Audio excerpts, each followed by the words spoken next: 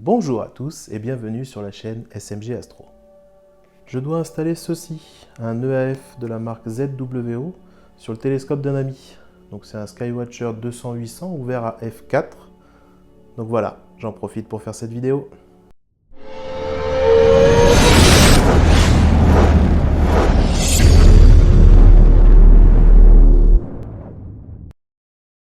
Avant de commencer, on va parler un petit peu de l'EAF. Un EAF, c'est quoi? Donc c'est un moteur de mise au point, en d'autres mots un focuseur électronique. Donc comme son nom l'indique, ça permet de faire la mise au point automatique d'un télescope ou d'une lunette. Bon alors ça reste un accessoire, on peut très bien faire la mise au point manuellement en utilisant le bon vieux masque de Bahtinov. Mais c'est vrai que ça devient un accessoire quasiment indispensable sur des télescopes ou des lunettes à grande ouverture, genre f3 ou f4.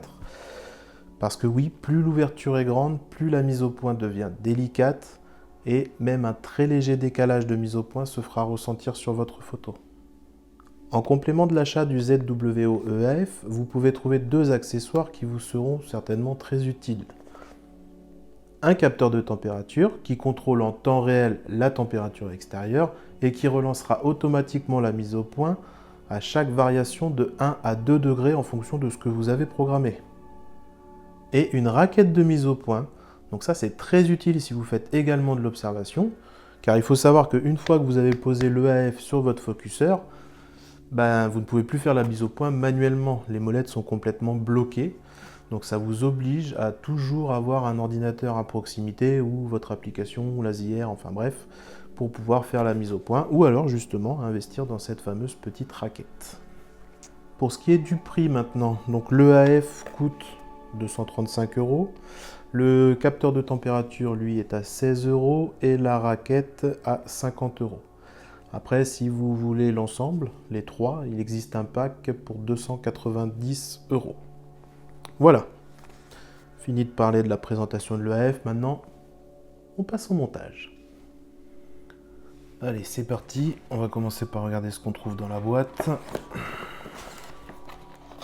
Alors, bon, il y a la notice. On va retrouver un jeu de clés Allen, de la visserie, mais on verra tout à l'heure qu'on aura besoin d'autres vis. On va trouver également le câble USB 2, une platine de fixation. On a ici 4 coupleurs de différents diamètres selon votre télescope. Et bien sûr, le AF. Donc ça se présente comme ça, avec ici le port USB 2 et ici le port pour la raquette de commande et le capteur de température. Donc nous voici maintenant sur le tube.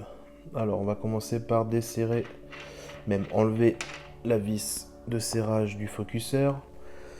Ensuite, donc voici la platine qui est fournie avec l'EAF. Donc ça c'est une platine qui peut être fixée sur quasiment les 3/4 des focuseurs. Sauf que c'est pas le cas pour notre Skywatcher. En effet, pour la Skywatcher, normalement on est censé acheter une platine différente, spécialement dédiée pour les Skywatcher et les Takahashi. Sauf que je vais vous montrer comment justement on peut fixer avec cette platine là et ne pas avoir à dépenser 34 € supplémentaires. Alors pour ce faire, déjà on va pas toucher à ces deux molettes là, on va se concentrer plutôt sur celle-ci. Le AF étant très précis, cette molette là suffira amplement. Par contre, j'ai pas envie de le positionner de ce côté-là, car là c'est l'avant du tube, et avec le câble, on ne sait jamais, selon la position du télescope, le câble pourrait passer devant le tube, et donc éventuellement créer des aigrettes un peu disgracieuses. Donc ce que je veux faire, c'est je vais démonter le focuseur, et je vais le retourner dans l'autre sens. Et donc pour ça, il suffit de dévisser les 4 vis qui sont ici, et on le retourne.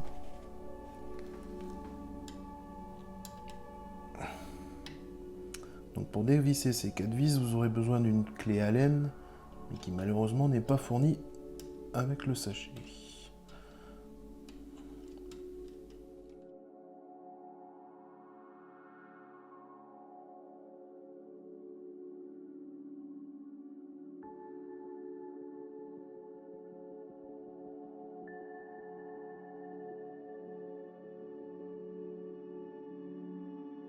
Voilà, donc une fois retiré, on va pouvoir enlever la barre et venir la retourner. Puis on va venir remettre uniquement 2 vis dans les coins opposés. Je vais vous expliquer après pourquoi.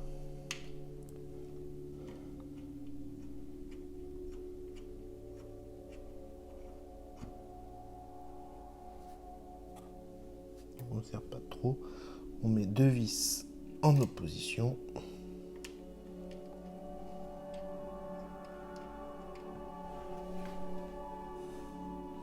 Voilà.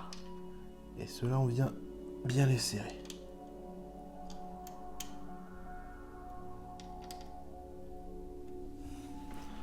On peut déjà revérifier que tout marche bien. Et comme vous pouvez le constater, ça n'a strictement rien changé. On va laisser que 2 vis parce que justement, on va se servir des 2 autres vis pour pouvoir venir fixer la platine de fixation. Donc maintenant, on va enlever cette molette-là. Donc pour ce faire, il suffit de regarder dans ce trou-là, le trou que vous avez juste ici, et on va aller chercher la vis. Donc pour ça, on tourne tout doucement jusqu'à apercevoir la petite vis à l'intérieur. Voilà, elle est là. On va se munir de la clé Allen et on desserre la vis.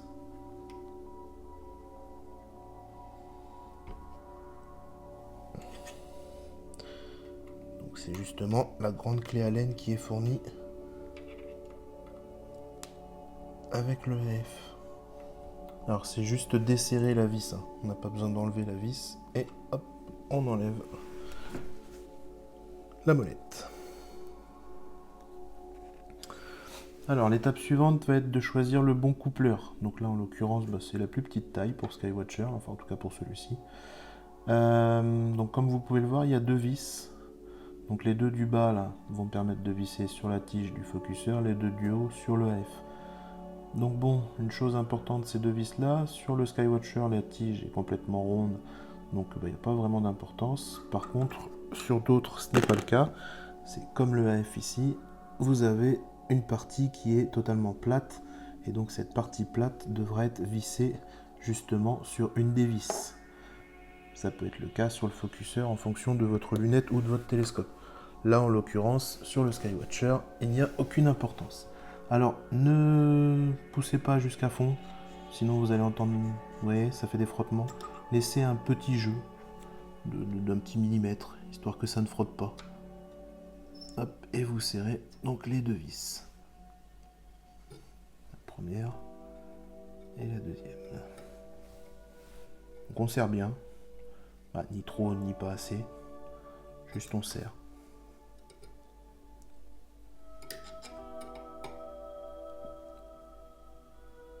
Voilà, ça ne bouge pas.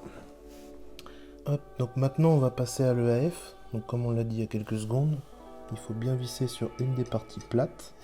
Donc là j'ai une vis juste ici, c'est elle qui va serrer la partie plate. Donc pareil, on serre bien.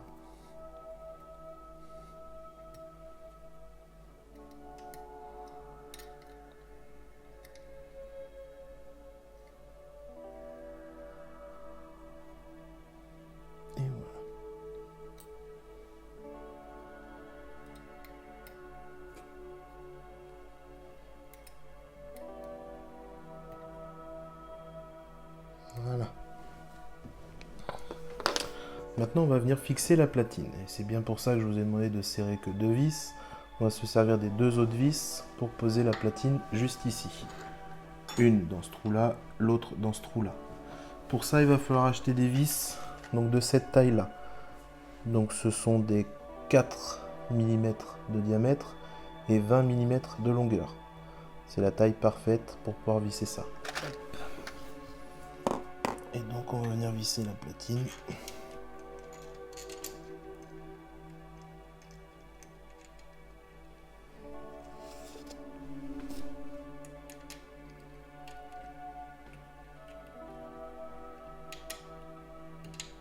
Donc moi j'ai choisi des vis à tête plate, mais c'est pas une obligation.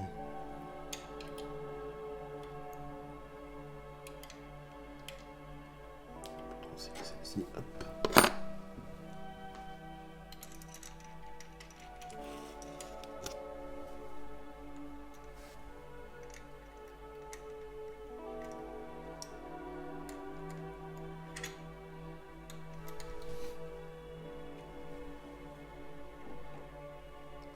Vous venez placer le focuseur bien en face des vis. Alors pour pouvoir le faire déplacer, on va serrer de la molette d'à côté. Et ensuite, on va se servir justement des petites vis qui nous sont fournies avec le ZWO. Et ce sont les toutes petites. Donc là, on va se prendre une vis et une rondelle. Et on va venir visser directement dans les petits trous prévus à cet effet. Sans serrer. On fait pareil de l'autre côté.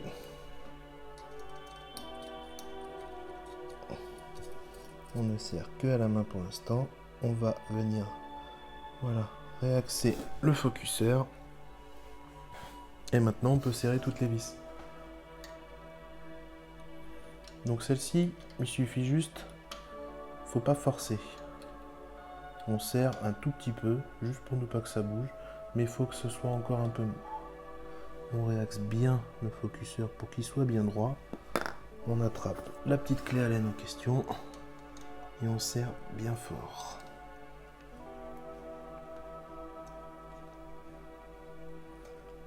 Et voilà pour le montage. Donc là, comme je vous expliquais pendant la présentation, comme vous pouvez le voir, je ne peux plus faire la mise au point manuellement. La molette ne bouge plus du tout, c'est verrouillé. Bon, je viens de brancher le AF sur la ZR, donc déjà il a été reconnu, ça y a aucun souci. Donc maintenant on va tester pour voir si ça fonctionne. Mais écoutez, a priori ça fonctionne très très bien. Hop, dans un sens et dans l'autre. Donc voilà, tout est bon. Bah écoutez, c'était une petite vidéo pour vous montrer comment économiser 34 € en installant un EAF sur un Skywatcher sans avoir besoin d'acheter la platine d'adaptation. Alors voilà, donc cette vidéo touche maintenant à sa fin. Je vais en profiter pour remercier mon ami Johnny, donc le propriétaire du tube, sans qui bien sûr cette vidéo n'aurait peut-être pas pu exister. Ou alors si, mais il aurait fallu que je démonte un focuseur, enfin bon, ça aurait été moins pratique.